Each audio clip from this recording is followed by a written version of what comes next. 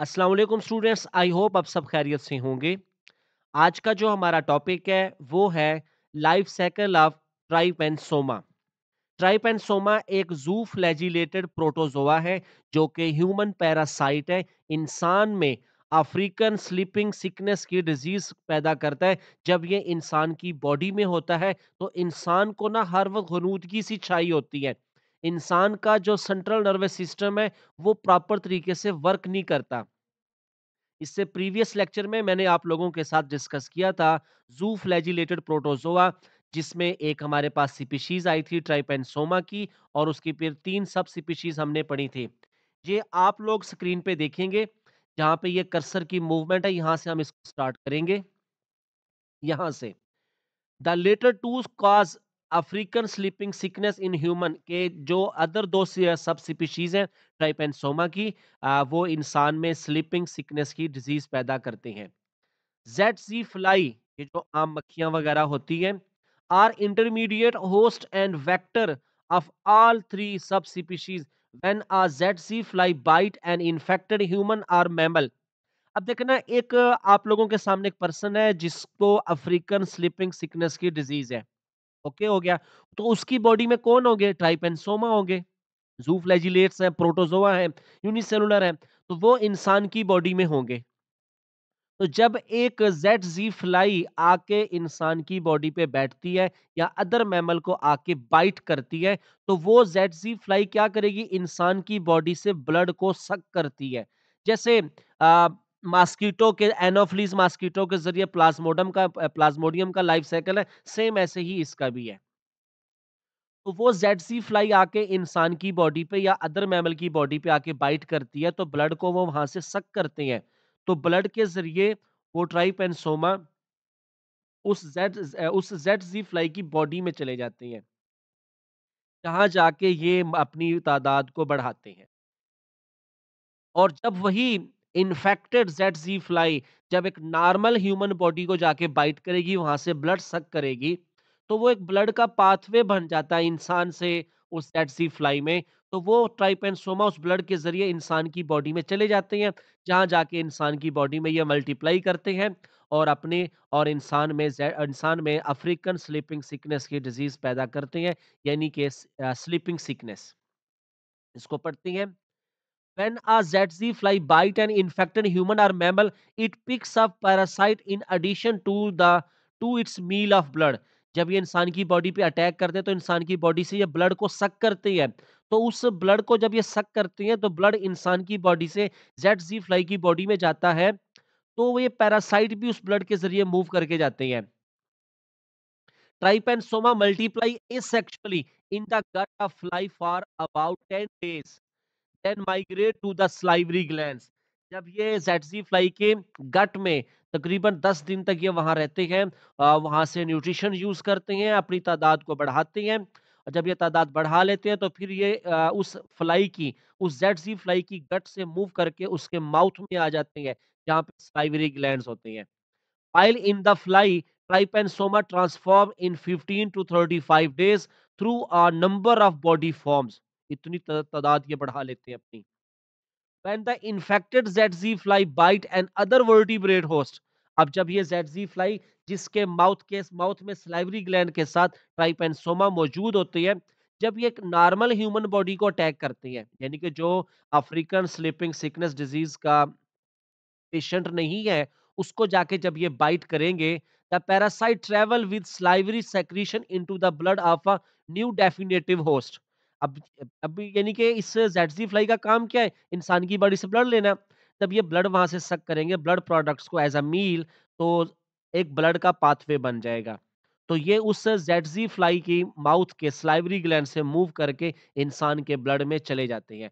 The parasite multiply asexually in the new host and again transform through a number of body form.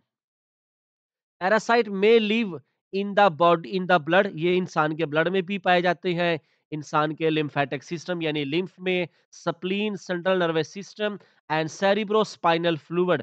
अब देखें, अब ये even इंसान की जो क्रेनियम है, हेड यानी कि ब्रेन को जो प्रोटेक्ट करती है हमारी स्कल, क्रेनियम, और ब्रेन के टिश्यूज़ के दरमियान जो सेरिब्रोस्पाइनल फ्लूइड मौजूद है, ये वहाँ तक भी पहुँच जाते हैं और वहाँ पर ये स्टे करते हैं, लिव करते हैं और ये वहाँ जाके तादाद भी बढ़ाते हैं। When trypanosoma enter the central nervous system, they cause general apathy, mental illness, and lack of coordination. Sleeping develop. यानी स्लीपीनेस इंसान की बॉडी में गलूदगी तारी करते हैं and the infected individual may fall asleep during normal daytime activities. Death result from the pathology occurring in the central nervous system as well as from heart failure, malnutrition, and other weakened conditions. If detected early, sleeping sickness is curable. However, if an infection has advanced to the central nervous system, recovery is unlikely. अब वो क्या बात कर रहा है कि अगर early stages पे इसकी शिनाख्त हो जाती है तो इसकी ट्रीटमेंट पॉसिबल है। अगर ये ट्राइपेनसोमा ब्लड से मूव करते हुए इंसान के सेंट्रल नर्वस सिस्टम तक ट्रेवल कर जाए तो ये जाके ब्रेन के टिश्यूज को डैमेज करते हैं, कोऑर्डिनेशन को मुतासर करते हैं, तो फिर इसकी रिकवरी मुश्किल हो जाती है। अब यहाँ पे ट्राइपेनसोमा का ये आप लोगों को नज़र आ रहा है। अब ये देखिए स्क्रीन पे आप लोग, यहाँ पे ये एक ज़ेड फ्लाई है। ये इंसान की स्किन, ये सारा क्या है? ये जो आप लोगों को नज़र आ रहा है, ये सारा इंसान की स्किन है। ये इंसान की स्किन की लेयर है, ठीक हो गया? और इंसान की स्किन में नीचे जो हमारे हमारी जो डर्मिस है, उसमें ये ब्लड वेसल्स हैं। और यहाँ पे ये जो स्काई ब्लू कलर का जो आप लोगों को नज़र आ रहा है, ये ट्राइपेनसोमा जो ब्लड में मूव कर रही है। स्लाइवरी ग्लैंड है। अब ये इस ज़ेड फ्लाई की गट है, ये स्लाइवरी ग्लैंड्स है। अब ये क्या, जब ये ब्लड को सक करेगा तो ब्लड के ज़रिए ये पैरासाइट इस ज़ेड फ्लाई में भी जाएँगे, उसकी गट में जाएँगे, गट में जाके तादाद बढ़ाते हैं, फिर ये स्लाइवरी ग्लैंड में आ जाएँगे।